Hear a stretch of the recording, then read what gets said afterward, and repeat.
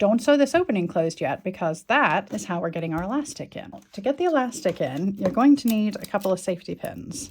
We're going to pin through the end of the elastic, so we have it like this. Now I'm going to use the other pin to pin it so that it hangs onto that end, so that as you're threading the elastic through the tube, this end won't ping inside and make you start over. Okay, at the opening here, we are going to use the safety pin to just push the elastic through the tube. So I can feel that pin here, and I am just bunching the fabric up over the pin until I can't fit any more fabric on the pin. See all that bunched up on there? And then with my right hand, I'm going to pull the fabric. And look what happened to the elastic. It's gone inside this tube now. And we're going to keep going until we reach the other end. Bunch the fabric up onto the pin, pull it through. Now you can see it starting to gather up over here around your elastic. When I get all the way around to the opening again, I will poke the safety pin out and pull it on out. Now, very carefully, we will undo this other end. When I say very carefully, it's because this elastic will ping through here if you don't hold on to it. We'll unpin this end as well, because now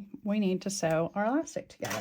Now, I've seen some TikTok tutorials where people just tie the elastic here in a knot. You can do that if you want to, but you know, you're learning to sew, so let's sew it. Now, all I'm going to do is line these up and stitch over them. Pin it just like this. Okay, so that's what we're going to stitch. I'm going to stretch this underneath my foot. Now, make sure that none of the rest of your scrunchie is caught under here. I'm just going to use my hand wheel and lower my needle slowly.